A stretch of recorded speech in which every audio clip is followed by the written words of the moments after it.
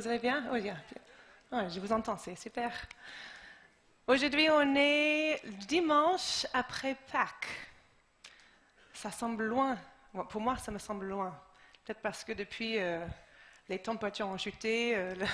C'est pas le même climat dehors que la semaine dernière avec un très beau soleil.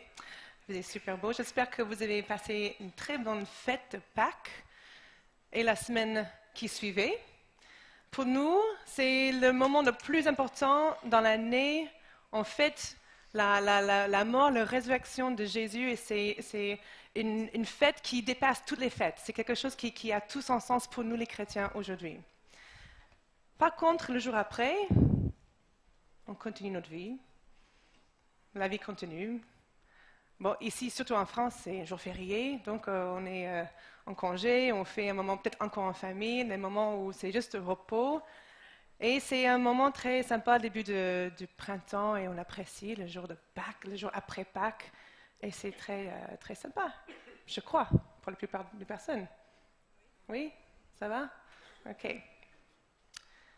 Mais je me pose la question, comment est-ce que les disciples de Jésus ont vécu le jour après, la semaine après la Pâques? Je ne sais pas si vous êtes comme moi, peut-être qu'il y a quelques personnes ici ce matin qui ont ce même fonctionnement que j'ai, que des fois j'aime bien essayer d'imaginer ce qui se passe là où je ne vois pas ce qui se passe. Par exemple, avec mon mari, avec moi et Sam, on fait les préparations de mariage très souvent pour les couples. Donc on fait beaucoup de mariages. Et j'aime bien le jour même du mariage, je me réveille le matin et je dis, hop, c'est le moment, c'est le jour. Et je pense aux mariés, je me demande ce que fait la mariée, elle se prépare, elle est peut-être stressée, peut-être elle est levée depuis 6 heures, 7 heures du matin, je ne sais pas, 5 heures, je ne sais pas. Le gars, peut-être il dort encore, parce qu'il faut une demi-heure pour les hommes de se préparer avant le mariage, mais je ne sais pas trop. Mais après, j'essaie d'imaginer qu'est-ce qu'ils sont en train de faire maintenant, à midi. Est-ce qu'elle mange? Elle est trop stressée? Est-ce qu'elle fait tous ses cheveux, le maquillage, tout ça? Et les gars, je ne sais pas. Après, une demi-heure avant, la famille, est-ce qu'ils sont tous en train de... Et les fleurs, et les bouquets, et où est ma mamie? Qu'est-ce qu'ils sont en train de faire juste avant le mariage? Et puis on arrive, et puis c'est le moment même. J'ai eu cette même pensée un petit peu pendant, c'est un peu peut-être moins profonde, mais la Coupe du Monde.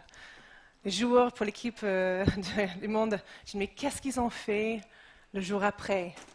Sûrement, ils étaient encore dans un peu l'ambiance de la fête, mais je me dis, il y en a qui sont mariés, ils ont des enfants. Qu'est-ce qu'ils ont fait, les enfants? Et les femmes, qu'est-ce qu'ils ont fait le jour après?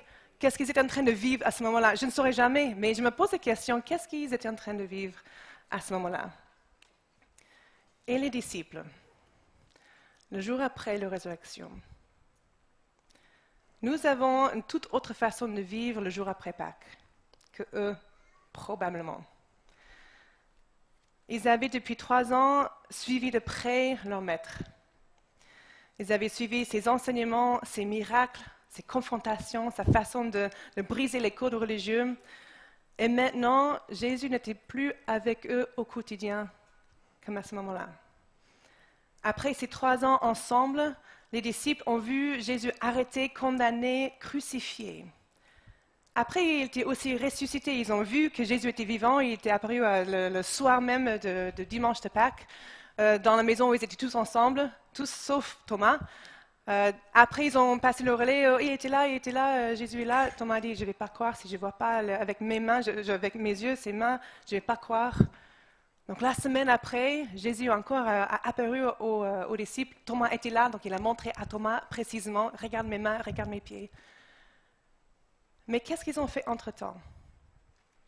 Ils étaient seuls, dans un sens. Pendant 3 ans, ils avaient vécu ensemble avec Jésus, et puis maintenant, Jésus n'était plus avec eux. Donc c'était quoi leur vie pendant ces moments? Quoi maintenant? Ils ont dû se poser des questions. Pour nous les chrétiens, on marque la fête de Pâques, la mort de Jésus le vendredi, la résurrection le dimanche, et le lendemain, on continue notre chemin. On sait qu'on a fêté Pâques l'année avant, on va encore fêter Pâques l'année prochaine, ça continue. On sait comment se passe l'histoire. Mais eux, ils ne savaient pas qu'est-ce qui allait suivre. Nous savons, que c'était le commencement de quelque chose. Mais je me demande si pour eux, c'était comme si c'était la fin de quelque chose. La fin de ces 3 années en proximité avec Jésus. La fin de ces relations proches avec lui. Elles étaient peut-être un peu perdues, je me demande. Nous, on ne se pose pas la question, jour après Pâques, qu'est-ce qu'on fait maintenant avec nos vies? Qu'est-ce qui se passe? On n'a plus notre Père, on n'a plus notre Maître ici avec nous, chaque jour. On fait quoi maintenant avec notre vie? On ne se pose pas cette question, jour après Pâques. À l'époque de Jésus, c'est important de comprendre un peu la relation entre disciples et maîtres. Parce que les 12 disciples n'étaient pas dans un cas unique à leur temps. C'était très commun d'avoir les rabbins, les enseignants, qui avaient un groupe de personnes qui suivaient comme disciples. On voit très souvent les personnes, l'apôtre Paul, il suivait un rabbin qui s'appelait Gamaliel.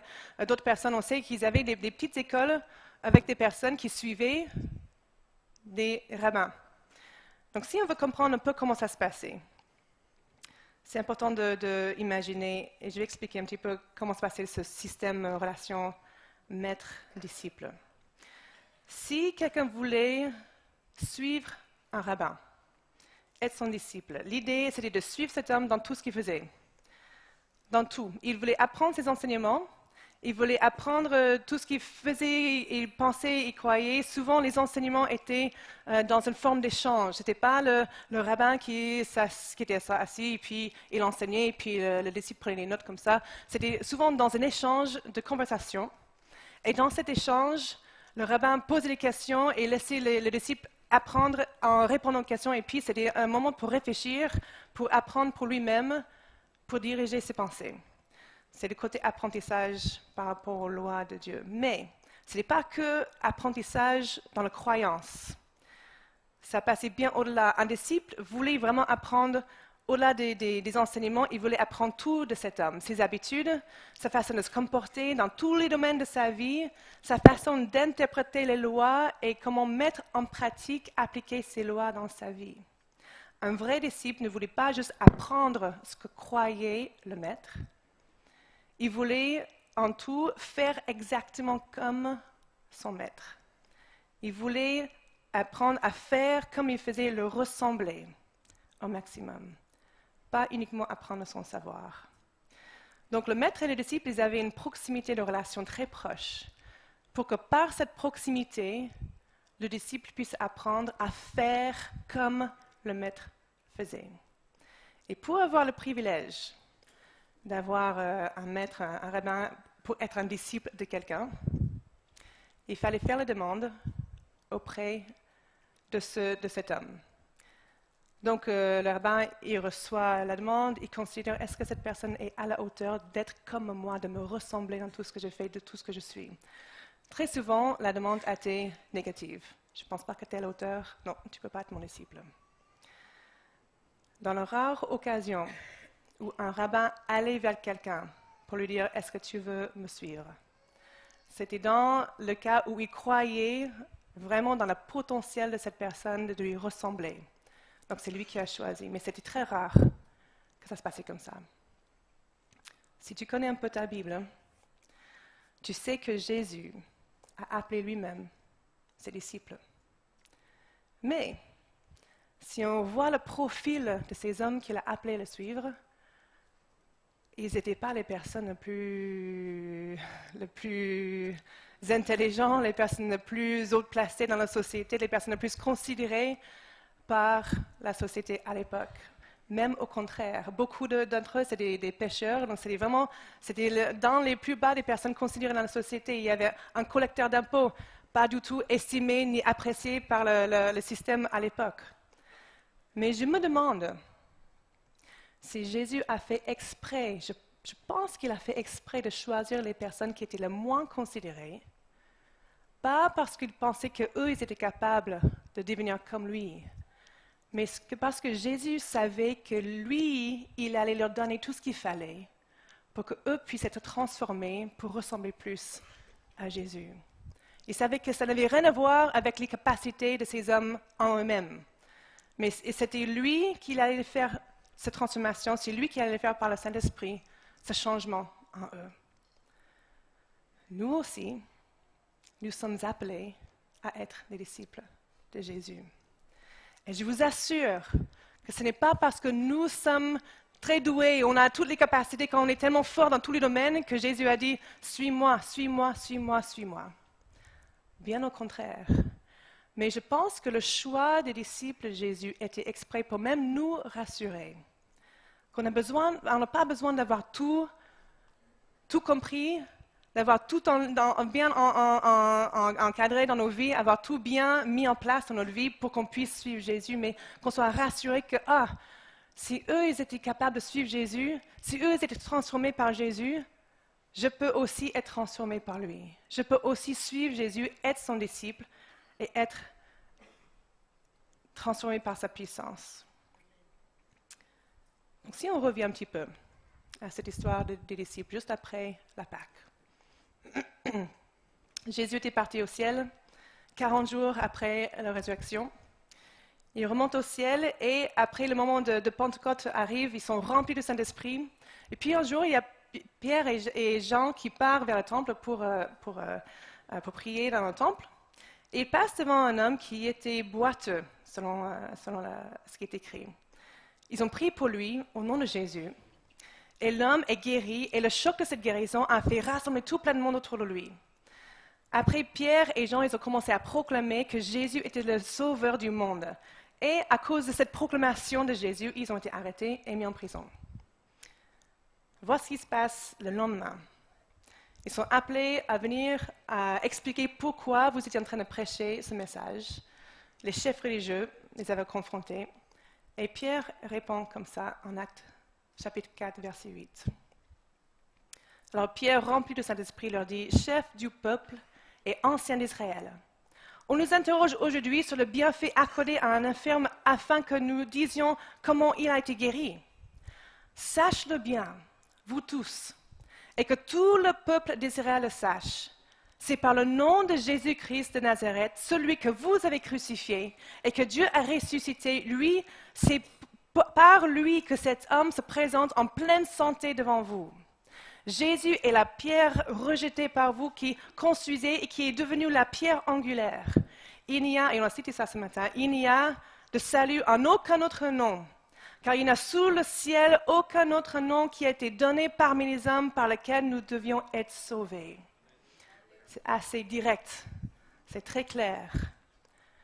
Et les chefs religieux, ils pensaient, ils regardaient, verset 13, lorsqu'ils virent l'assurance de Pierre et de Jean, ils furent étonnés, car ils savaient que c'était des hommes du peuple sans instruction, et qu'ils les reconnaissaient pour avoir été avec Jésus. Ils les reconnaissaient pour avoir été avec Jésus. L'objectif de ces dernières 3 années de leur vie était d'être disciples de Jésus, de ressembler le plus possible à Jésus. Et maintenant qu'ils sont confrontés à les chefs religieux, comme Jésus était aussi, ces chefs reconnaissaient la marque de fabrique de Jésus en eux. Quel privilège! Ils ont dû se dire, ouais, on a réussi! Les gens, ils voient que nous sommes comme Jésus, ils voient qu'on était ses disciples, c'est visible en nous. Ça, c'est le but de notre vie de ces 3 dernières années, et maintenant, c'est lancé. Peut-être qu'ils ont eu ce moment d'espoir. C'est vraiment, ils ont vraiment vu ça en nous. Qu'on dise de toi, je vois que tu as passé ces dernières quelques années avec Jésus. Je vois avec qui tu as traîné depuis le dernier temps. Il y a un truc chez toi qui fait que j'ai l'impression de voir quelqu'un en toi que je connais, c'est Jésus. Imagine d'entendre ça de la part de quelqu'un. Tu n'as pas traîné avec Jésus dernièrement? Je vois quelque chose en toi un peu étrange, un peu différent que les autres. 40 jours après la résurrection, Jésus a donné une mission à ses disciples, juste avant de remonter au ciel. Entre autres, Jésus a dit, faites de toutes les nations des disciples. C'était leur mission. En gros, il a dit, faites de toutes les nations les personnes qui me ressemblent. Faites de toutes les nations les personnes qui me ressemblent.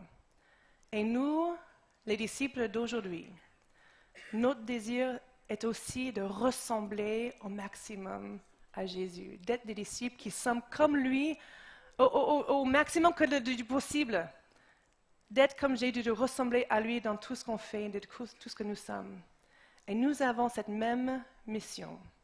Faites de toutes les nations, les personnes qui ressemblent à Jésus.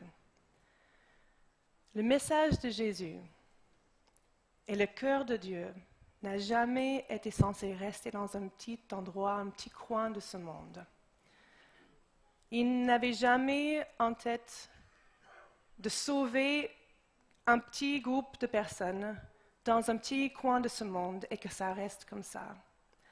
Mais depuis le début, depuis la création, le désir de Dieu, c'est de voir toute la terre bénie, toute la terre venir à lui. On commence avec une promesse donnée à Abraham. Dieu a dit en Genèse 12, verset 3, il donnait une promesse, il a dit « Tous les peuples de la terre seront bénis à travers toi. » Tous les peuples, pas juste un peuple, tous les peuples de la terre seront bénis à travers toi. Cette promesse était déjà une promesse qui donnait cet espoir qu'un Messie, un Sauveur, allait venir à travers la descendance d'Abraham. Et c'était pour toute la terre, pas un peuple, mais toute la terre. On voit dans d'autres passages le cœur de Dieu pour le monde entier. Il y a tellement de passages dans la Bible entière. Je vais relever juste quelques versets. Ésaïe 52, verset 10, « L'Éternel déploie les bras de sa sainteté, et ce à la vue de toutes les nations. Même les extrémités de la terre verront le salut de notre Dieu. » Les extrémités de la terre, j'imagine tous les coins qui sont paumés pour nous, qu'on ne pense même pas, on ne sait même pas existent. Mais Dieu les voit et il veut que toutes les extrémités de la terre verront son salut. Et même si on pourrait croire que la loi de Dieu était donnée à un seul peuple, le peuple juif, ce n'est pas pour exclure les autres. Dieu a dit dans plusieurs moments dans l'Ancien Testament spécifiquement que même aux non-juifs qui voulaient s'attacher au peuple juif, ils pouvaient le faire. Il a dit aussi en Ésaïe 56, verset 7, « Je les amènerai sur ma montagne sainte et je les réjouirai dans ma maison de prière. Leurs holocaustes et leurs sacrifices sont acceptés sur mon autel, car mon temple, et Jésus a cité ce verset aussi, mon temple sera appelé une maison de prière pour tous les peuples, pas pour un seul peuple. » Et nous connaissons aussi bien ce verset dans le Nouveau Testament. En effet, Dieu a tant aimé le monde qu'il a donné son Fils unique afin que quiconque croit en lui ne périsse pas, mais ait la vie éternelle. En effet, Dieu n'a pas envoyé son Fils dans le monde pour juger le monde, mais pour que le monde soit sauvé par lui. La Pâque est derrière nous. On est une semaine après la Pâque. Jésus est remonté au ciel depuis quelques milliers d'années. Mais si jamais tu te poses des questions, quoi maintenant? Qu'est-ce que je fais avec ma vie maintenant? Pâques est derrière nous. J'ai plus de pain au chocolat. Je ne sais pas quoi faire avec ma vie. Qu'est-ce que je fais? Sache que ses disciples ont eu cette mission et nous avons cette même mission. D'être des petits Jésus visibles, tangibles, audibles partout dans le monde. Vous connaissez sûrement ces paroles de Jésus en Matthieu 5. Vous êtes la lumière du monde. Une ville située sur une montagne ne peut pas être cachée. Et on n'allume pas non plus une lampe pour la mettre sous un seau, mais on la met sur son support et elle éclaire tous ceux qui sont dans la maison. Quand tu rentres chez toi le soir et tu allumes la lumière, ce n'est pas pour ensuite l'éteindre et puis essayer de trouver le chemin vers la cuisine ou la salle de bain dans le noir. C'est pour voir où tu vas. Quand tu fais une camping et tu as le chemin devant toi, c'est la nuit, tu vas sortir ta lampe de poche pour éclairer le chemin, ton téléphone, je ne sais pas quoi, et tu ne vas pas allumer la lumière pour juste la remettre dans la poche et essayer de se débrouiller pour voir où tu peux aller. La lumière est faite pour briller, pour éclairer, pour rendre visibles les choses qui sont dans l'obscurité. Que de la même manière, votre lumière briller devant les hommes, afin qu'ils voient votre belle manière d'agir et qu'ainsi ils célèbrent la gloire de votre Père céleste. Que de la même manière, à la même manière que tu ne vas pas sortir ta lampe et puis la remettre dans la poche, à la même manière que tu ne vas pas allumer la lumière et puis l'éteindre tout de suite, à la même manière que ta lumière brille devant les hommes. Pas juste pour qu'ils voient la lumière, mais le but de tout ça, c'est qu'ils puissent voir ta belle manière d'agir et puissent glorifier votre Père céleste. Nous avons cette mission de briller. Jésus n'est plus ici sur cette terre. Il nous a donné cette mission de faire de toutes les nations des disciples. Et ça peut être difficile des fois de parler de lui. Ça peut être difficile d'aller vers les autres. Et c'est là, des fois on dit, mais on a l'impression que les gens, ils ont même pas envie d'entendre le message. De toute façon, on n'a pas même le droit de parler de Jésus dans certains endroits. C'est pas un problème, c'est vraiment pas un problème du tout. Parce que tout ce qu'on pourrait dire qui fait que j'hésite, je sais que ce message brûle en moi, je sais que Jésus m'a changé, mais je ne sais pas comment faire, je ne sais pas comment dire ce qui se passe. Et c'est là la subtilité de ce verset en Matthieu est très importante. La lumière ne fait pas de bruit. Elle est simplement visible. Que la lumière de Christ soit visible en toi, bien avant que tu parles de lui. Les portes vont s'ouvrir tout seules, mais vis d'abord le message. Brille d'abord avec cette lumière sans rien dire en premier. Que Christ soit visible à travers ta vie. Après, ton message sera cohérent avec ta vie. Et les gens vont venir me poser des questions. Pourquoi tu es différent comme ça? Ça m'est arrivé quand j'étais au lycée. Parce que mon pasteur de jeunes, il m'a dit, il m'a pas à moi, à le groupe, les gens, ils vont te poser des questions un jour, pourquoi tu es différent, il faut que tu sois capable de répondre. Donc je dis, ok, qu'est-ce que je vais dire? Bon, je vais dire, ouais, Jésus m'a changé, je sais pas, Jésus, je vais parler de Jésus. Et ça m'est arrivé un jour, je balade avec une copine au lycée, et elle dit, mais tu es différent que les autres, c'est quoi la différence chez toi? Et je dis, oh, mon pasteur m'a dit que ce jour allait arriver, je suis censée parler de Jésus maintenant. Donc je dis, ok, c'est Jésus qui fait la différence. Elle n'était pas du style, wouh, alléluia. Elle était quoi? Quoi? Qu'est-ce que tu as dit? C'est Jésus qui te fait la différence? Je dis oui.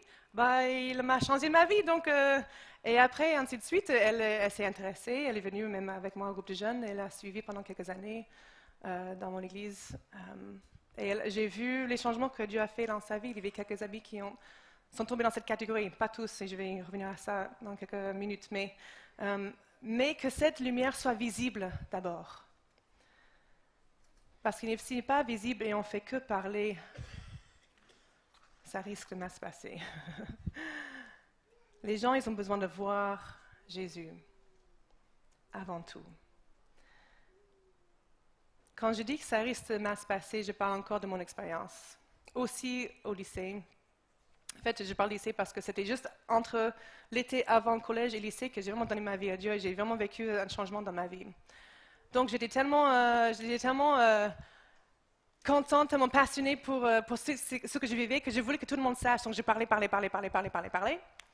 Et les gens, après un moment, ça les agaçait. Ils n'avaient juste pas envie d'entendre.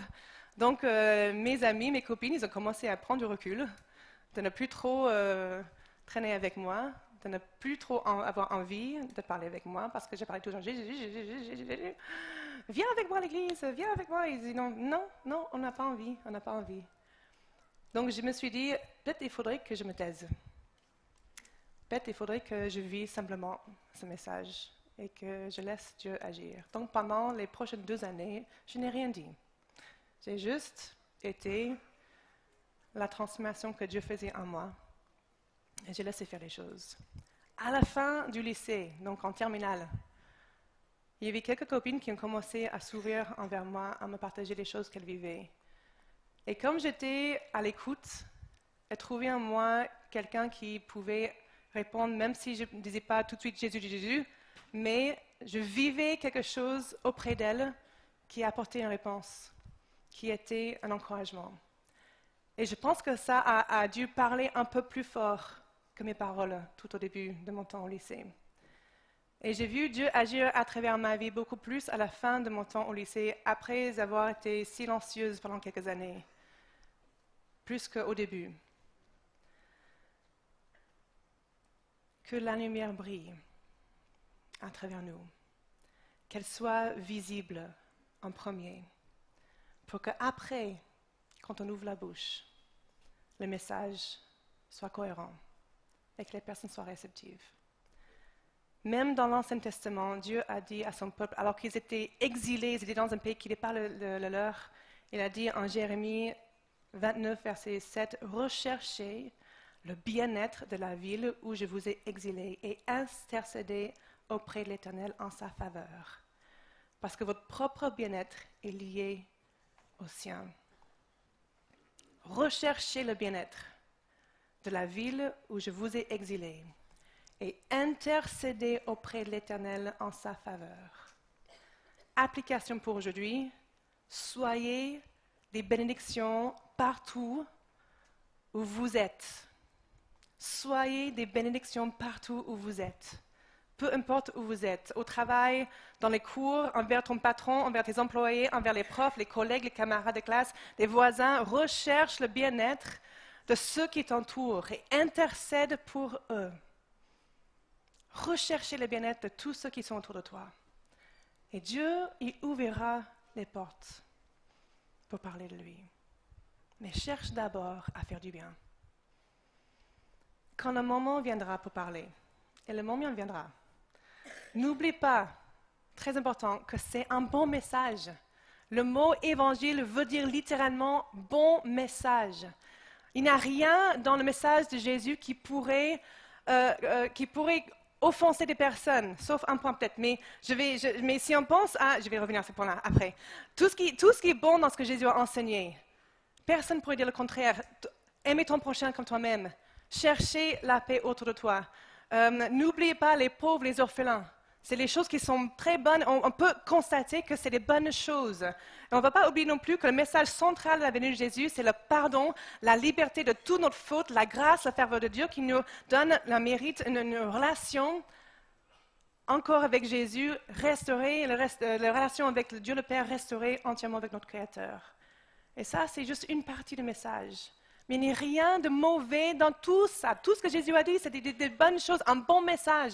On ne donne que des bonnes choses aux autres quand on parle de Jésus. Peut-être le seul point offensif qui pourrait exister.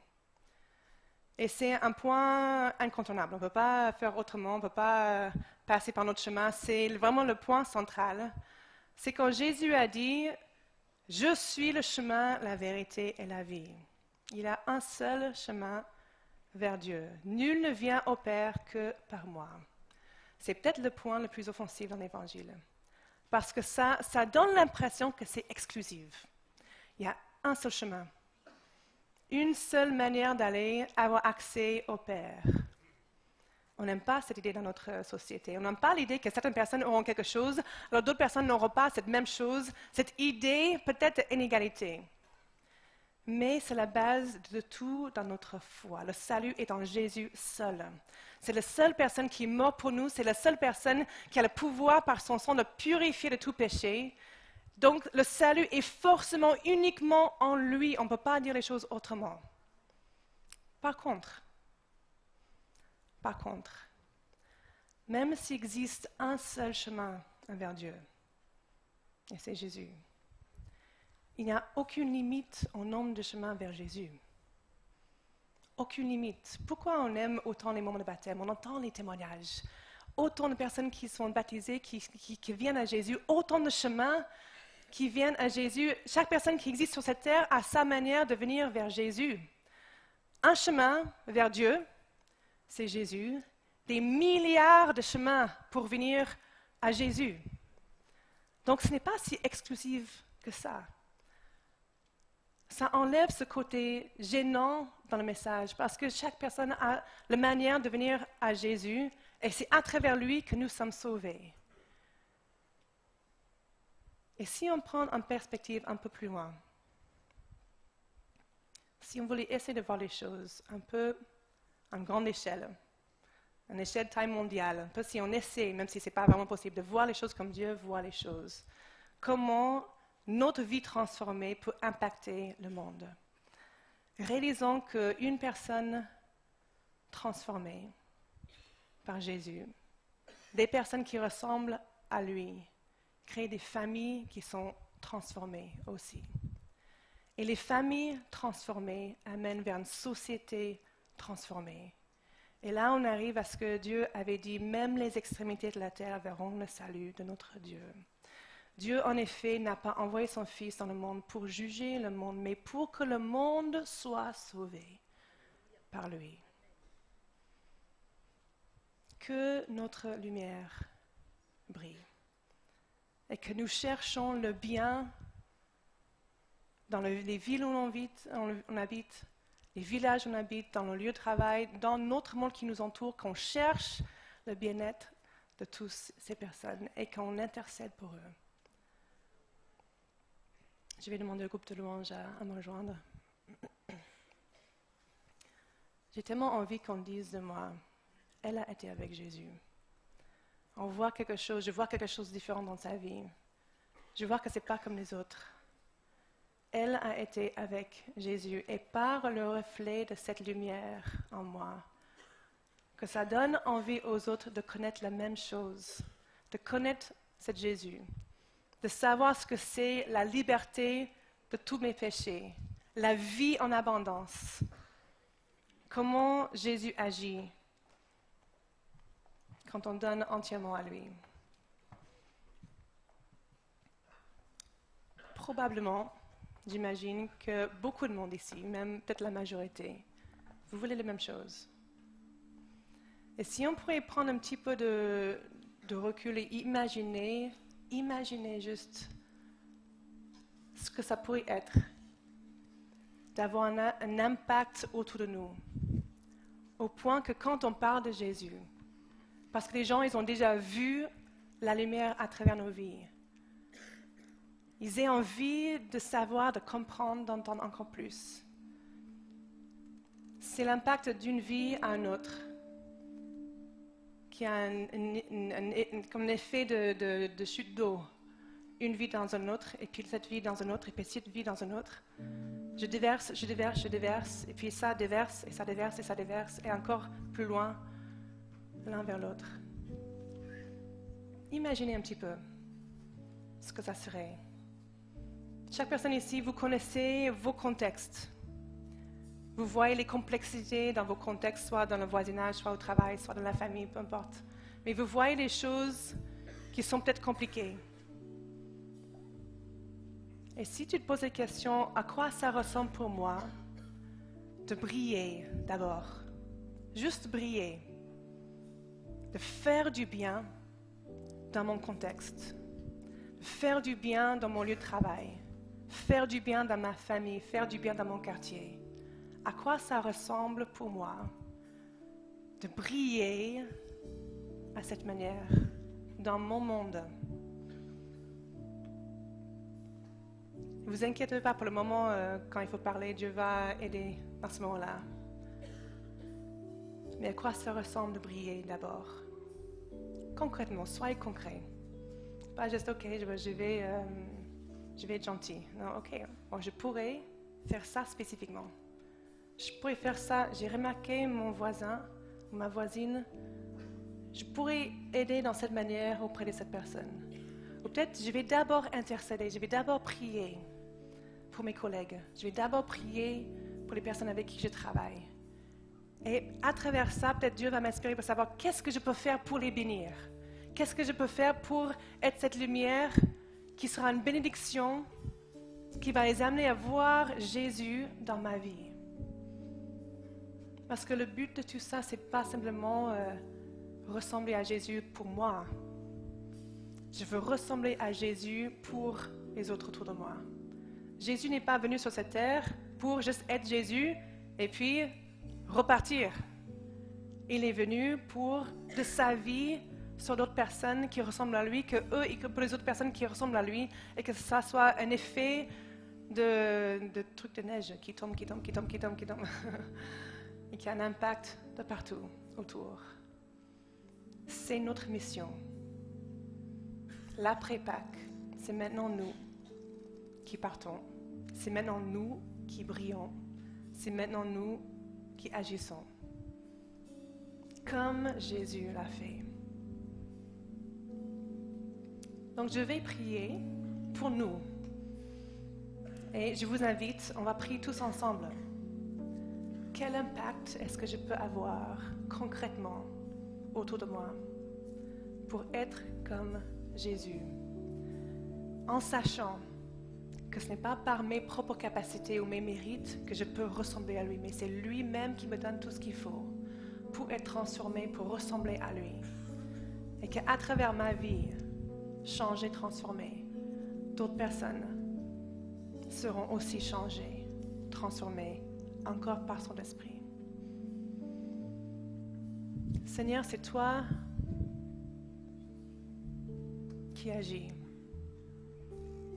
C'est toi qui transforme. C'est toi qui nous donne cette mission de ne pas rester avec ce que nous avons reçu, de ne pas rester uniquement avec la victoire de la Pâque, la victoire de la résurrection, ne pas rester, s'arrêter là, mais prendre cette victoire et que la vie qui jaillisse de cette victoire, la puissance qui jaillisse de cette victoire se répand autour de nous. Que cette lumière qui vient de la victoire de la résurrection soit visible en nous et que ça déborde comme un verre qui déborde, que ça déborde de nos vies d'une manière que d'autres personnes soient touchées, soient impactées par ce message. Utilise chaque personne ici dans cette salle, chaque personne qui écoute en ligne, que chaque personne dise « Moi aussi, je veux briller, je veux être cette lumière. Je veux que Jésus m'utilise pour bénir, pour être une source de bénédiction dans mon entourage. » Utilise-nous, Seigneur. Au nom de Jésus, utilise-nous. Que nous soyons les personnes qui te ressemblent et qui donnent envie aux autres de te connaître par ta puissance. Tu connais les besoins dans chaque cœur et dans chaque vie. Et tu sais exactement ce que toi, tu es capable de faire à travers chaque personne. Que notre monde soit impacté par ta puissance qui agit en nous. Au nom de Jésus. Au nom de Jésus.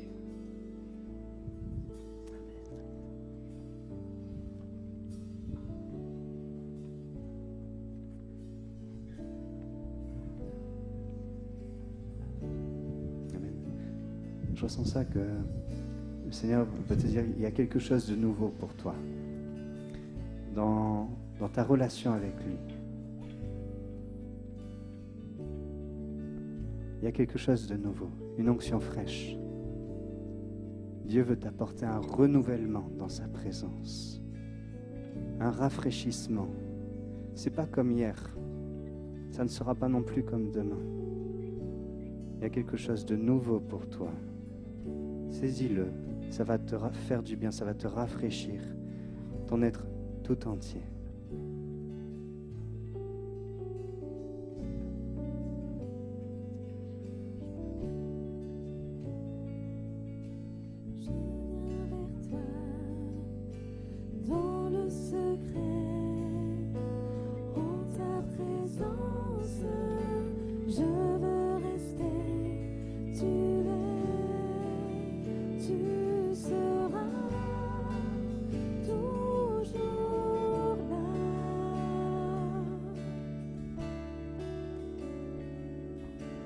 Tout contre toi, près de ton cœur, je peux entendre ta voix, Seigneur. Tu seras toujours là. Ébloui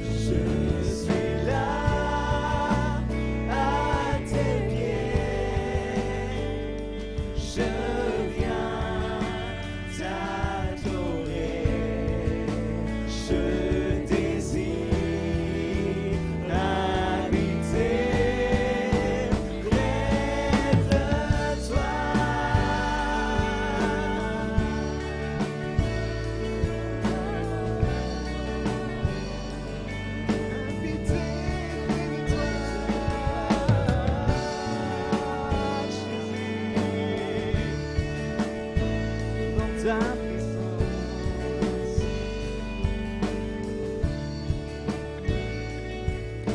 Tu es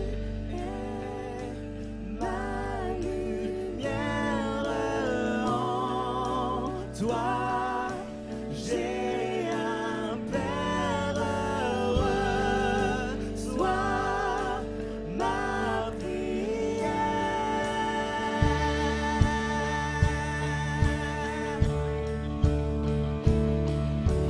Tu es ma lumière, en toi j'ai un Père heureux.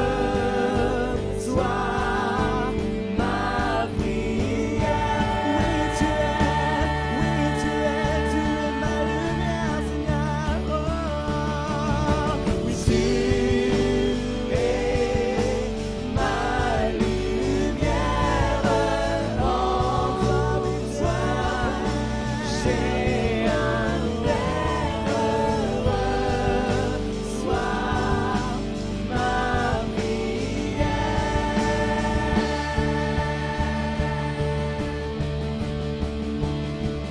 éblouie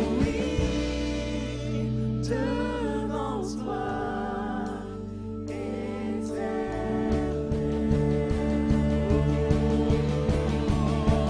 ébahi par l'amour de ton ciel. Je suis là à tes pieds, oh, je viens t'adorer. Je désire habiter près de toi.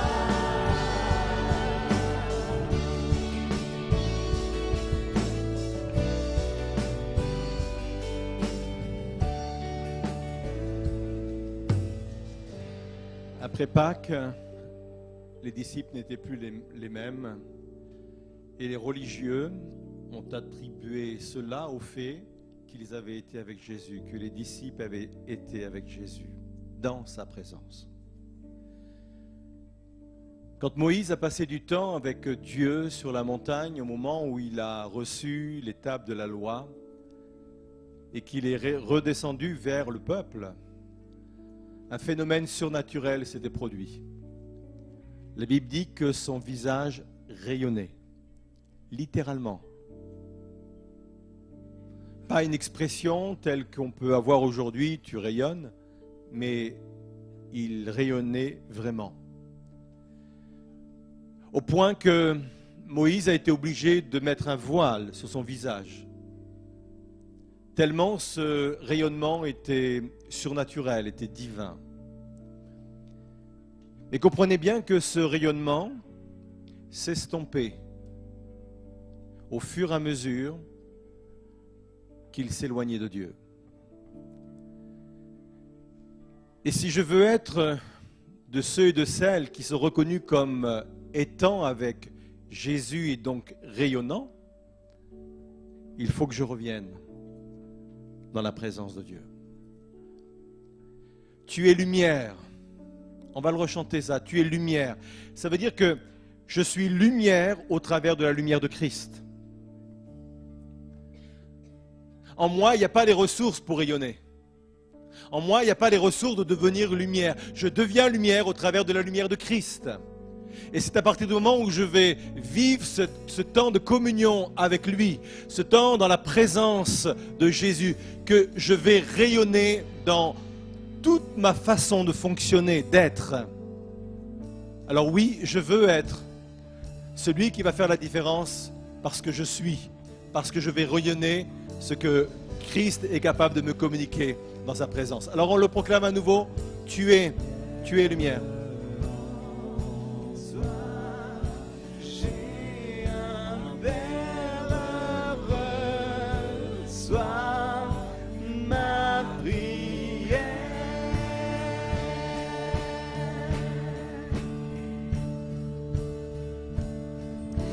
Tu et